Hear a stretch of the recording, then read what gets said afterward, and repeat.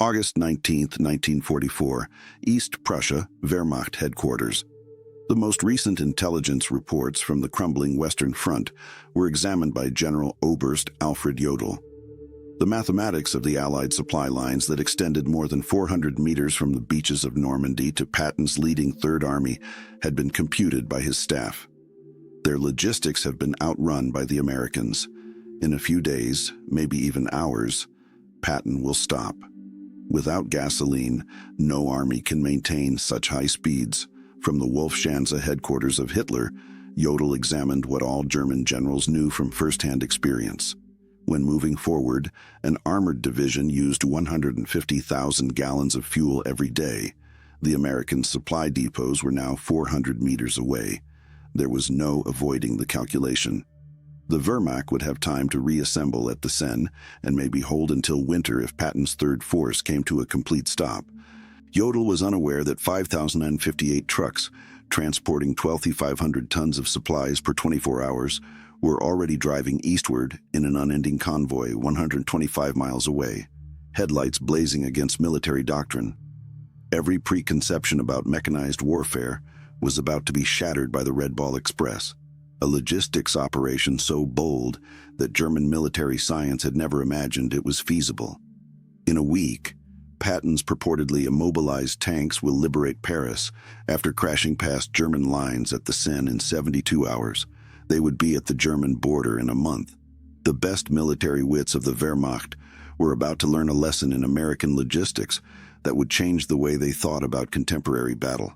Supplied by 23,000 truck drivers, 75% of them were African American, who transformed a one-way highway system into the world's most effective military supply line. The German General Staff's faith in American logistical failure was based on recent observations and decades of military experience. The Wehrmacht had invented the Blitzkrieg, transformed combined weapons combat, and had a deep understanding of supply chain tyranny. When logistics could not keep up with tactical success, their own campaigns had stagnated time and time again. The Wehrmacht's advance in Russia had begun with the sheer inability to supply forces over great distances, not with Soviet resistance. Russian highways saw German lorries break down. Panzer spearheads were faster than horse-drawn wagons, which nevertheless accounted for 80% of German military transportation. Due to variations in railway gauge, supplies were piled up hundreds of miles away from the front. General de Panzer, Trooper Hinrich von Luttwitz, who would command 47 Panzer Corps starting in September 1944, wrote in July that history teaches us what comes next: paralysis. The Americans faced the same logistical impossibility we faced in Russia. Their mechanical advantage becomes a disadvantage. Machines require fuel, ammunition, and parts. They have advanced 400 miles in 30 days. American consumption rates were closely monitored by German intelligence. On roads, a single Sherman tank used 0.5 Pianonein in cross-country conditions. It was far worse. Every day, 700 tons of supplies were needed for an infantry division. 1,000 tons were required for an armored division. On a 60-meter front, Patton led 12 divisions in front. The math seems indisputable. Through a transportation network that the Germans had methodically devastated during their withdrawal, 12,000 tons were moved every day 400 meters from the beaches along broken roads. On August 20th, General Major Siegfried Westphal, who would take over as Field Marshal von Rundstedt's chief of staff in September, realized that even if the Americans had unlimited trucks, which they do not, perfect roads, which they do not, and no mechanical failures, which is impossible, they would still be unable to hold Patton's advance for more than 48 hours. Even American industry cannot disobey physical laws. 200 p.m., in front of a group of dubious officers on August 25, 1944, in a French castle that had been commandeered close to Leh, Lieutenant Colonel Laurent Ayers of the Motor Transport Service spoke. Their calculations were glaring. Patton's Third Army was moving at a rate that defied all logistical planning and was using up supplies more quickly than any other force in history. Scheduled convoys, depot to distribution, railroad transportation, and traditional supply routes had all failed under the pressure. "Gentlemen," Ayres said, We're going to create a one-way highway from Cherbourg and the beaches to the front lines. Every vehicle will run 20 hours out of 24. No stopping except for gas and emergencies. We'll move 12,500 tons daily minimum. The name derives from railroad slang. An express cargo known as a red ball freight was given precedence over all other shipments. The same idea would apply to the Red Ball Express. No exceptions, no delays, and top priority. 2 parallel one-way highways, one for loaded trucks traveling forward and one for empty trucks returning. 24-hour operations with headlights blazing and no stop policy other than mechanical failure and fuel. 5-minute convoy intervals with an average speed of 35 mph, mobile maintenance units every 50 meters, and MP checkpoints removing any vehicle traveling below 25 mph were among the technical specifications that went against German military doctrine. The anticipated figures were examined by Colonel Charles O. Thrasher, who is in charge of the Advanced Section Communication Zone of ADSE. We want a minimum of 5 to 958 cars, 140 truck companies, and 90% availability. No logistics textbook has ever been able to do that, but the impossible was working within 36 hours. Drivers from the 3 9/16 Quartermaster Truck Company loaded 105mm artillery ammunition headed for Patton's cannons at Melun, 300 miles to the east, onto their GMC CCKW 212-ton trucks, known as the Deuce and a Half, on August 26, 1944. German racial theorists would have been astounded by the Red Ball Express's demographics. About 75% of the 23,000 drivers who would eventually run the route were African-American troops who were part of an army that was still segregated. These soldiers were keeping the most renowned white general's army moving, despite the fact that they were not allowed to use white facilities or dine at white restaurants in most of America. In a matter of hours, the drivers created their own culture. They adorned their trucks with slogans, "Here we go, Hitler," "Patton's Blood Bank." Express from Detroit to Berlin, they came up with their own traffic regulations. Slower cars turned off right away. They pushed mechanical failures into ditches. Any truck moving at less than 20 mph was regarded as an obstruction. German reconnaissance units started to report something unprecedented by August 28th. Aufklärung 116 units radioed from locations with a 20-kilometer view of the main Red Ball route, with a continuous vehicle column and headlights visible. No blackout discipline, no space. Aim for 1,000 cars each hour. All military precautions have been abandoned by Americans. This went against everything that was taught in German military theory. At night, headlights were vulnerable to air attacks. Constant columns made ideal targets for artillery. An entire convoy may be stopped by a single disabled truck because there was no space between vehicles. The Americans, meanwhile, appeared indifferent. On August 30th, the 21st Panzer Division's commanding general, Lieutenant Edgar Finger, personally watched the Red Ball Express from covert locations. Growing anxiety was evident in his report to Army Group B Command. The enemy has a supply network that is incomprehensible to us. Cars drive by without stopping day or night, in 30-second intervals. We understand that they don't hide, disperse, or adhere to any regulations. Military science, isn't it? It's mass manufacturing used in combat. The Germans were unable to comprehend that American logistics functioned according to completely different ideas. Americans depended on volume, while German doctrine focused on secrecy. The Americans planned for 20% mechanical failure, whereas the Germans saved vehicles. Americans constantly improvised, while the Germans adhered to rigorous military protocol. The Red Ball Express's results exceeded German estimates of what was logistically feasible. Delivered during the first week, August 25-31, 1944, 89,939 tons of supplies, average of 12,048 tons each day, 686 miles round-trip mileage. 5,958 trucks rotate their vehicles, making 1.5 trips every day. 300,000 gallons of fuel were used in the actual operation. These figures were taken from American records by German logistical experts, who rejected them as propaganda. However, the figures were accurate and increasing. By September 5th, the Red Bull Express had set a pace that German logistics officers, who still based 80% of their transportation on horse-drawn carts, found unthinkable. From the western terminus, convoys left every 5 minutes. Average convoy size, 67 cars. Standard load per vehicle is 5 tons. Common overload is 7 tons.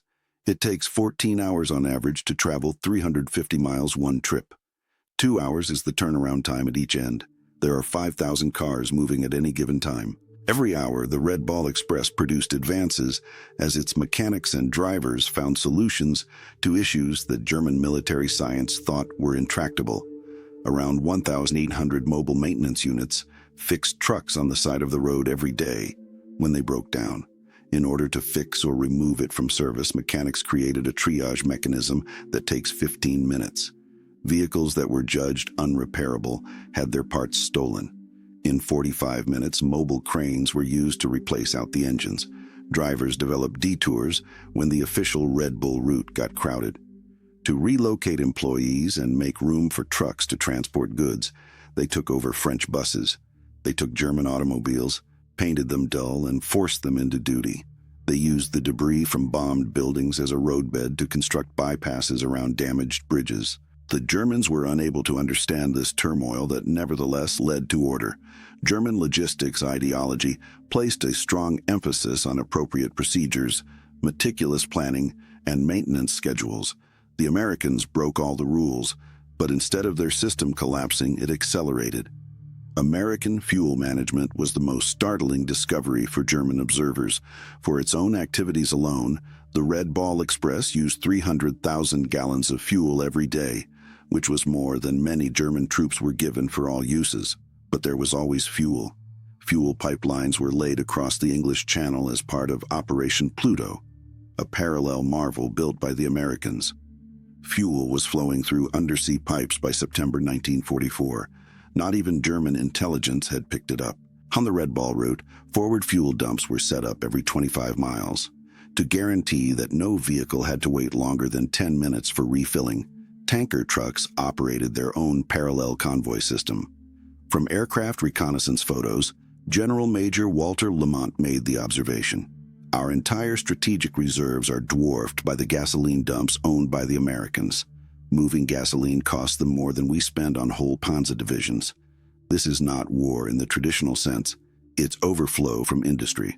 Not only did the Red Ball Express provide advancements in patterns, its speed increased dramatically. According to German military doctrine, under ideal circumstances, an armored division could maintain an advance of 20 to 30 miles a day. For weeks, Patton's divisions that received supplies from the Red Ball Express traveled an average of 40 to 60 miles per day. The 4th Armored Division made a 35-mile advance in morning operations on September 1, 1944, before stopping at noon to replenish. In the afternoon, Red Ball trucks moved another 32 kilometers forward while waiting with ammo and fuel. German defense planning, which expected maximum 30 MR daily advances, was completely upended by this 67mm single-day advance. When General Oberst Heinz Guderian first reviewed the reports in East Prussia, he didn't think they were true. For a week, no armored force can move 60 miles per day. Only mechanical failures stop it. This is misidentification or propaganda. However, it was verified by intercepted American radio traffic. The fact that the Americans were publicly announcing their positions without using code, completely confident in their ability to move before the Germans could react, was even more unsettling to German leaders. German intelligence had produced thorough reports on the Red Ball Express by September 5, 1944. The consequences for Wehrmacht planning were disastrous. Every presumption on the military prowess of the United States needed to be revised. Observations in the paper contradicted German military science. Americans abandoned damaged trucks instead of fixing them, wasting automobiles in enormous quantities. Drivers broke every people management standard by operating on stimulants for days at a time. Lack of camouflage discipline left the entire system open to an unprovoked airstrike. Redundancy simply outweighs daily mechanical failure rates of 30%, fuel usage that would cause any European military to go bankrupt. Walter Model, the field marshal, responded with increasing desperation. If these claims are true, we are up against a superior culture rather than a superior force. They don't fear us, so they don't try to hide. Since their resources are limitless, they waste them. We cannot use military force to defeat this. German observers were unable to witness the physical cost borne by the Red Ball Express drivers. Due to benzodrine and tiredness, drivers drove for 72 hours in a row while experiencing hallucinations. During the Red Ball's operation, 300 drivers lost their lives in accidents. Trucks crashed on broken roads, collided in fog, and burnt when their overheated engines caught fire. However, morale was still very strong. Despite being denied equal rights at home, these men, mostly African Americans, realized they were creating history. With each mile traveled and each ton delivered, they were disproving Hitler's racial ideas. German officers who had been captured testified persuasively to the influence of the Red Ball Express. After being captured in September 1944, Aust Hans von Luck told interrogators, "We knew we'd lost when we understood your supply system. You violate every rule, waste fuel, abandon vehicles, exhaust drivers, yet succeed through sheer volume. You've industrialized warfare beyond our comprehension." It had a terrible psychological effect on German forces. Every night, American trucks could be heard by Wehrmacht soldiers, infinite supplies and motors. While Americans were carrying millions of ammunition, they only had 3 rounds per gun. The music itself turned into a psychological battleground. German engineers were astounded by the cars themselves. The Red Ball Express's mainstay, the GMCC CKW 212-ton truck, was the epitome of mass manufacturing perfection. By the end of the war, General Motors had manufactured more than 500,000 of these trucks, more than the German military had all of its trucks combined.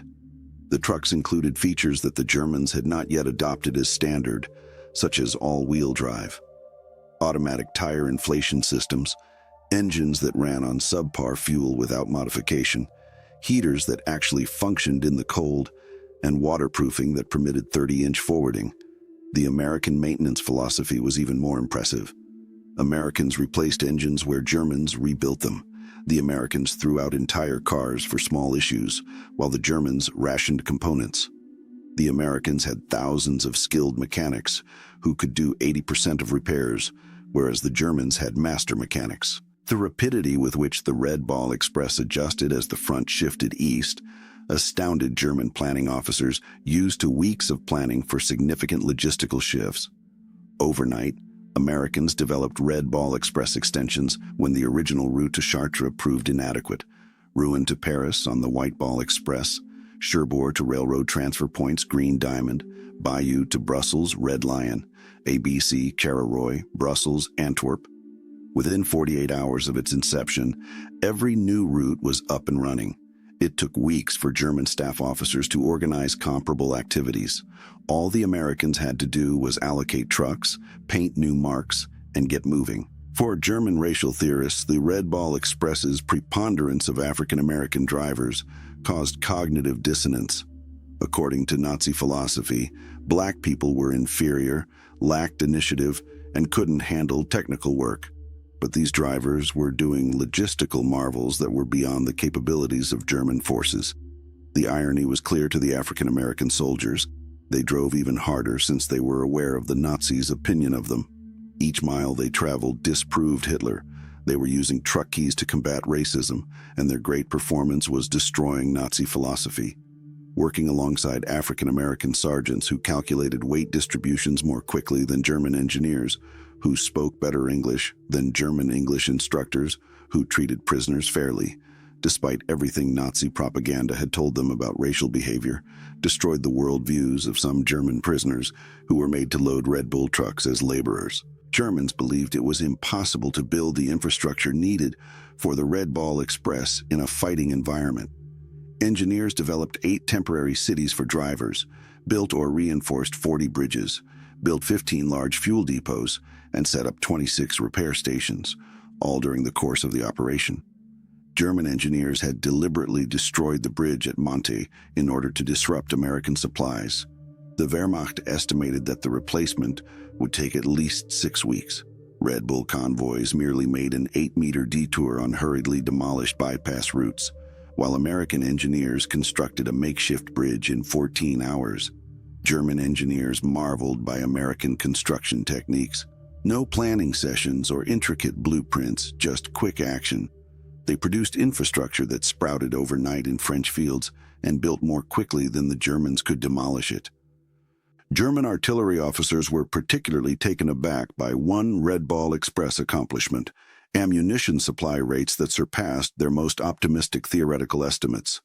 No German force had had the freedom to fire since 1942, but American artillery batteries did.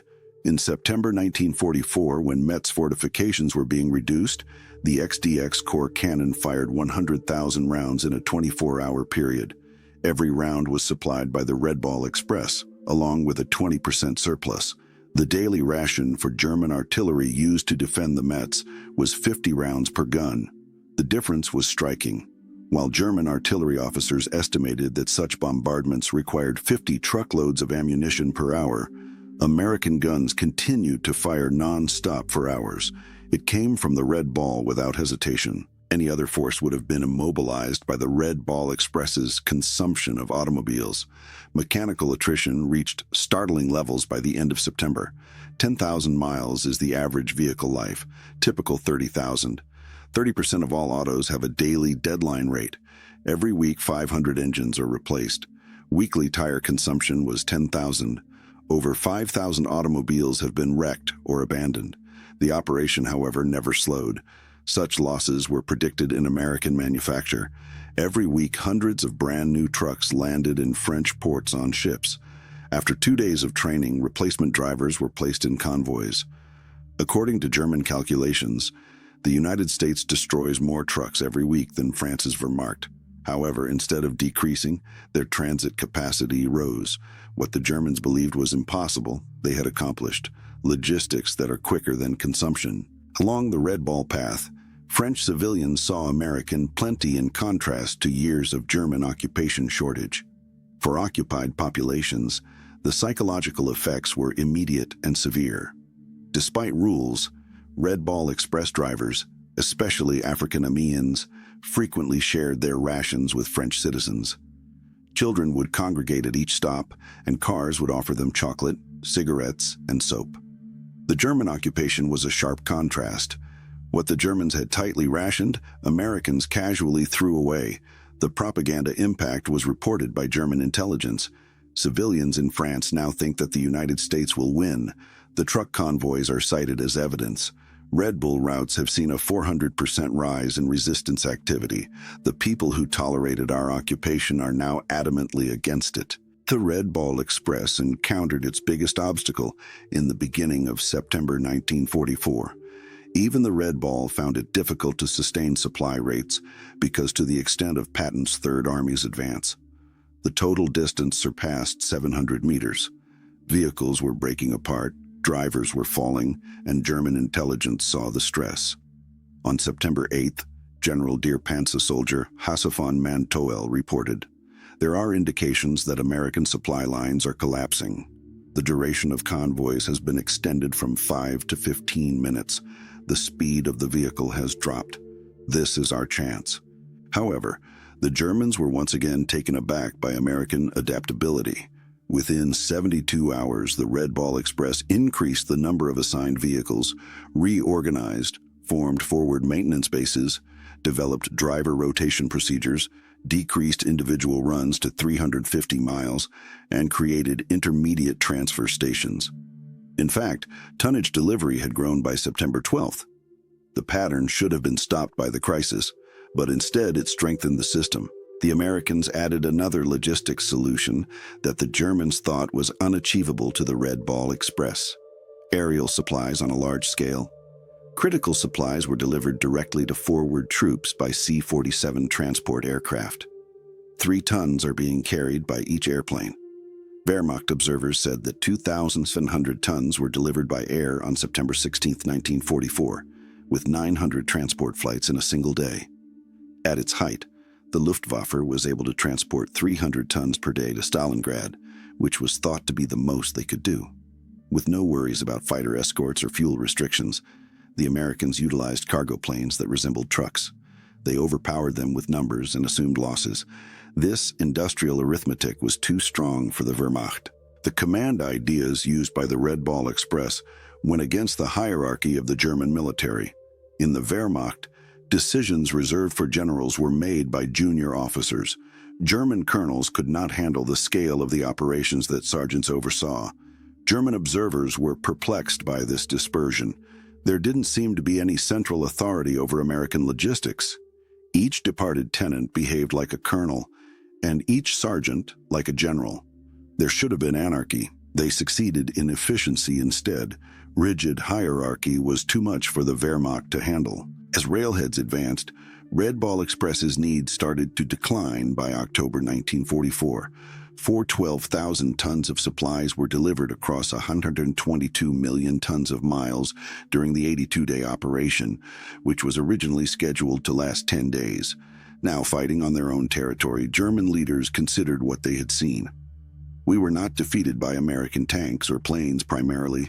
We were defeated by American trucks, Field Marshal Model noted in his final report. The Red Bull Express demonstrated that logistics is strategy in contemporary warfare. The switch to rail transportation was a wonder in and of itself. While the Red Ball was in operation, American railroad engineers had rebuilt 1,000 meters of French rail lines that had been wrecked. They frequently used German rail equipment that they had taken to lay new track more quickly than the Germans had destroyed it. Every logistical calculation made by the Germans was thwarted by the final Red Ball Express numbers, operating for 82 days, delivering 412,193 tons of supplies, traveling 222 million tons of miles, employing 5,958 vehicles on average, and at peak, employing 7,000 and 23,000 drivers, using 700,000 gallons of fuel every day, delivering 40,000 tons of ammunition to Patton alone, and transporting 135,000 tons of medical supplies and 15 million rations. German officers acknowledged that they had based their calculations of American logistics on European precedents after reviewing these numbers while in captivity. Assuming it was the American maximum, they had multiplied their highest performance by 3. They were 10 times more incorrect. The Red Ball Express accomplished more than just distance and cargo. German confidence in their own military might was shattered. The same Americans who had been written off by Wehrmacht officials as being weak and reliant on machines went on to accomplish logistical miracles through industrial abundance and tenacity.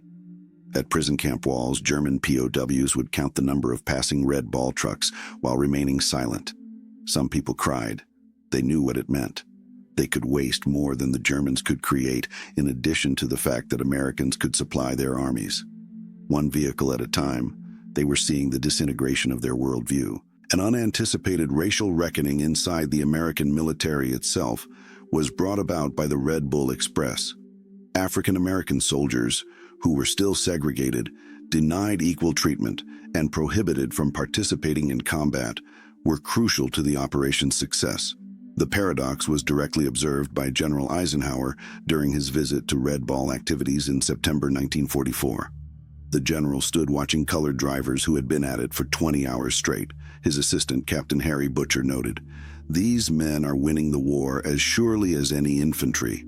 We need to rethink a lot of things." The achievement led to integration pressure, which helped bring about military desegregation. 3 years later, African American soldiers in France demonstrated what they had always known.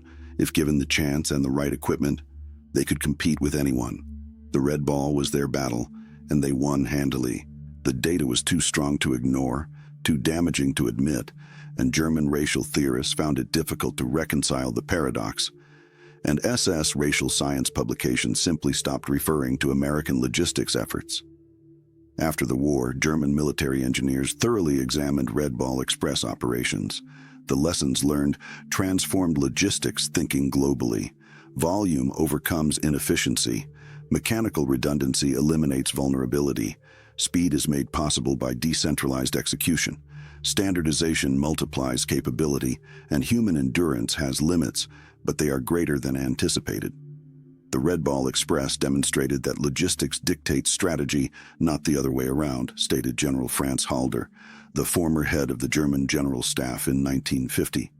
The Americans knew this. We discovered it too late. Individual accounts of heroism among the 23,000 Red Bull drivers surfaced. which the Germans found incomprehensible within their military framework and were confirmed by military records. Corporal John L. Houston drove non-stop for 48 hours, delivering ammunition to the 2nd Armored Division at Camry, 3 times dozing off at the wheel but continuing after being roused by other drivers.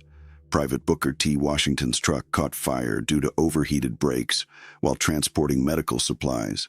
Instead of abandoning it as protocol demanded, he drove the burning vehicle 2 miles to a field hospital, jumping out as flames reached the cab. To German observers, these tales multiplied thousands of times, revealing American military culture that prioritized mission completion, calculated risk-taking, and individual initiative over legal compliance. Operation Greif during the Battle of the Bulge included plans for captured American trucks to create German supply lines, and German forces desperately tried to create their own version of the Red Ball Express in late 1944. The attempt failed right away because German drivers were unable to maintain American speeds, German mechanics were unable to repair American equipment quickly enough, German fuel supplies were unable to sustain the consumption rates, and most importantly, Germans were unable to replicate the American mindset of limitless resources. The operation's obstacle commander said, "We took 50 American trucks. 30 were due within a week. They would have been replaced by Americans. We attempted to fix them. That distinction explains why we lost." The Red Ball Express was put to the ultimate test during the winter of 1944-45. Wheeled transport should have been stopped by freezing rain, snow, and ice, but drivers wrapped chains on tires, poured alcohol in radiators, and continued rolling. Speeds decreased from 35 to 15 km/h, but tonnage delivery continued. German observers reported ice-covered convoys moving through blizzards that had stopped panzer divisions. The Americans had developed a logistics system that worked regardless of weather, terrain, or enemy action. It wasn't elegant or efficient by German standards, but it was unstoppable. General d'Infanterie Friedrich Schulz summarized, "The Red Ball Express represents warfare we never imagined." Captured German logistics officers were forced to research Red Ball Express operations for historical records in May 1945, and their findings were unanimous and devastating to German military pride. A transient civilization was established by Americans. Millions of tons of supplies, thousands of vehicles, and thousands of personnel that were merely there to feed armies before being disbanded when they were no longer needed. Over many years, we constructed lasting infrastructure. In a matter of days, they developed excellent interim systems. The father of German armored warfare, General R. Hegdarian, provided the most perceptive analysis. "We invented Blitzkrieg but never solved its fundamental limitation, logistics. Americans solved it through industrial excess we deemed impossible. Not a supply line, the Red Ball Express was a flowing river of material that drowned our forces. Each day of war cost America $250 million, and the Red Ball Express paid for itself in a single day of shortened conflict. In 1944, the Red Ball Express cost the United States about $100 million through the destruction of vehicles, fuel consumption, road destruction, and French claims for damage. German staff officers used to managing scarcity found the figure incomprehensible, but Americans thought it was cheap. The operation allowed the capture of 400,000 German soldiers, the liberation of France, Belgium, and Luxembourg, and shortened the war by an estimated 6 months.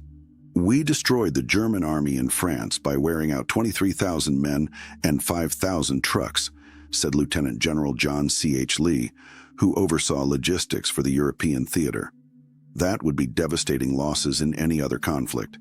In the American Industrial War, overhead is acceptable.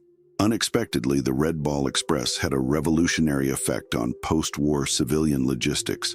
Thousands of drivers who had worked on the largest transportation network in the world returned to America, founding trucking companies, designing interstate highways, and establishing the modern American logistics industry. Red Bull veterans applied military logistics to civilian commerce, starting companies like Yellow Freight, Roadway, and Consolidated Freightways. They had learned in France that volume beats efficiency, speed beats perfection, and if you can keep trucks rolling 24 hours a day, you can move the world.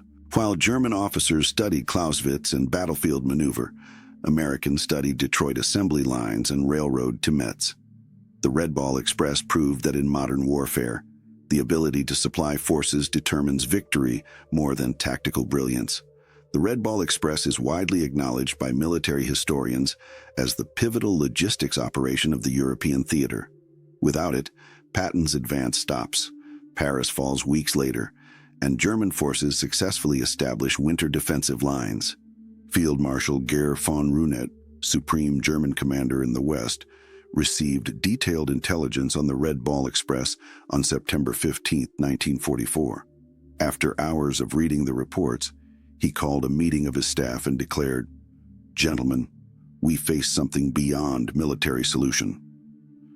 The Americans have created a supply system that makes distance irrelevant. They have revolutionized warfare, and we are fighting the last war. Our strategy assumed their culminating point where advancing forces outrun supplies." Von Runet's response demonstrated full understanding when his operations officer, Oberst Hans Pedell, proposed interdicting the Red Ball routes with the remaining Luftwaffe. "They have 6,000 trucks, and if we destroy 1,000 of them, which we cannot, they will replace them in a week. We would have to destroy 200 trucks every day just to keep up with their production, and we don't have 200 aircraft in total. Mechanics working in freezing rain to keep convoys moving, teenagers lying about their age to drive trucks, drivers who hadn't slept for 3 days refusing relief because their trucks might not make it through. All of these human stories, which multiplied throughout the operation, created a mythology that demoralized German forces. The Americans weren't as soft as propaganda claimed. They drove themselves harder than Germans drove horses, but they did it voluntarily, not out of fear, making them more dangerous than German doctrine had anticipated. American psychological warfare units realized the impact and started broadcasting truck engine sounds toward German lines when actual convoys weren't present. German units reported hearing ghost convoys, which demoralized troops as effectively as actual logistics. The Red Ball Express became unintentional propaganda, more powerful than any planned operation. German soldiers could hear the convoys at night, endless streams of motors that never stopped. These phantom convoys were reported as real by German units, demonstrating the psychological damage the Red Ball Express had caused. The Red Ball Express was officially discontinued in November 1944 after rail lines were partially restored, but its methods had permanently changed military logistics. The idea of a continuous high-volume, wasteful but effective supply became American military doctrine, and the last innovation was the speed of dissolution.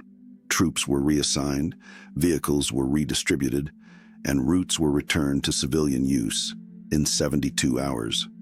The Germans needed months to create smaller operations and years to dissolve them. The Americans built what they needed, used it, discarded it, and built something better. During his interrogation, General der Panzer soldier Hasse von Mantoyel said, "When we understood your logistics capacity, we knew the war was lost." The Red Ball Express was explicitly mentioned by many as illustrating the futility of further resistance after German generals surrendered in May 1945. "We couldn't eliminate armies as quickly as you could supply them. We had no defense against the Red Ball Express, a weapon." When asked what surprised him the most about American forces, one of Germany's most capable commanders, Field Marshal Albert Kessler, responded, "Not your tanks, not your planes, but your trucks. The Red Ball Express demonstrated to us that you had militarized the entire production capacity of your society, and we were fighting your factories, not just your soldiers." The final Red Ball Express statistics are a testament to American industrial warfare. 412,293 tons of cargo were delivered, 122 million tons of miles were covered, 5,158 trucks were used daily on average, 7,000 at its peak, 23,000 drivers were involved, 82 operating days were spent, 57 million gallons of fuel were used, 180,000 tires were worn out, 5,000 or more vehicles were destroyed. The cost was $100 million. German divisions were defeated due to supply advantage, 47, and the estimated number of war days was reduced by 180. These figures tell a story that goes beyond military operations. They mark the turning point in the history of warfare, when industrial capability overshadowed tactical skill, and when logistics dictated strategy instead of advancing it. The Red Ball Express was honored with a commemorative stamp by the USPS in 1994 on the 50th anniversary of D-Day at the National Postal Museum in Washington, D.C. Veterans who attended the ceremony talked about how proud they were of an operation that demonstrated that American industrial might and individual determination could overcome any obstacle. They had driven through exhaustion, through mechanical failure, through weather that stopped armor, and they were mostly black soldiers who were segregated, discriminated against, and denied recognition during the war, but they had delivered victory at 35 Mar. When 6,000 trucks delivered 12,500 tons a day across 700 meters of liberated France, German generals who had mocked American logistics were silenced. They had assumed that Americans would follow European precedent, conserve resources, and advance cautiously. But instead, the Americans created a logistics tsunami that drowned German forces in Allied abundance. The Red Ball Express proved that logistics is not support in modern warfare, but the main effort of the war. American qualities that the Germans never understood: industrial excess, mechanical aptitude, improvisational skill, and, above all, the initiative of individual soldiers who made decisions on their own that in the Wehrmacht would require field marshal approval, were the reason behind the operation's success rather than military genius. The truck drivers of the Red Ball Express deserved as much credit for the defeat of Germany as any combat unit, wrote General George S. Patton, whose Third Army was the main recipient of the Red Ball Express, in his memoirs. They pushed through weather that stopped armor, mechanical breakdown, and tiredness. The Third Army cannot maneuver without them. We lose if there is no movement. They were largely black soldiers who faced discrimination, segregation, and lack of recognition. However, they were as certain to win the war as any rifleman. This fact must be documented in history. That fact is the last testament to the Red Ball Express. 23,000 primarily African-American drivers, operating 6,000 trucks on a one-way highway to victory, accomplished what German military science said was impossible: supplying advancing armies faster than physics should permit, maintaining tempo beyond human endurance, and demonstrating that the side with the most trucks wins in modern warfare. 82 days after the German generals had mocked American logistics, dismissing it as wasteful, ill-disciplined, and unsustainable, they finally realized that American trucks had beaten German tanks, that industrial abundance had trumped military prowess, and that logistics had turned into strategy. Even though the Red Ball Express ended on November 16, 1944, its impact reverberated throughout military history, demonstrating that in the industrial age, the nation that can deliver the most supplies the fastest and the farthest wins. In May 1945, the German generals who had mocked American logistics in August 1944 signed surrender papers, defeated by 23,000 truck drivers who revolutionized warfare at 35mm pace.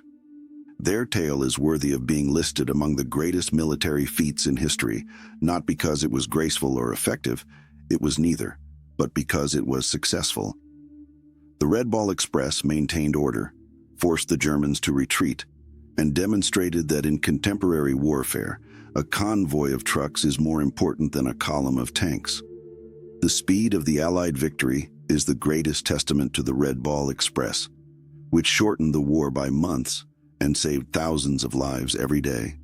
The French highways still bear the scars of the Red Ball Express, including ruts from overloaded trucks, bridges that were hastily repaired, and roadsides covered in abandoned vehicles. The Red Ball Express was America talking very loudly indeed, in the roar of 6,000 engines that never stopped, carrying democracy and destruction at 35 mph down a one-way road to victory. Ultimately, the German generals who mocked American logistics learned the most difficult lesson of modern warfare. Amateurs talk tactics, professionals talk logistics, and Americans talk trucks. At the 1994 memorial, a Red Bull driver cited a German officer whose name has been lost to history as saying, "We prepared for everything," while standing beside a road in Belgium and seeing the never-ending stream of American vehicles. The soldier spoke to his captives in accented English. Your ships, your tanks, your aircraft. Your trucks never got us ready. When your adversary has more trucks than soldiers, how do you beat them? Driven by weary Americans who were rewriting the rules of battle, one delivery at a time, the answer rolled past him at 5-minute intervals. The German generals stopped laughing when they realized that the Red Ball Express had turned trucks into the most important weapon in the European war, logistics into strategy, and supply into victory. However, by that time, Patton had already arrived at their gates, supplied by the most successful logistics operation in military history.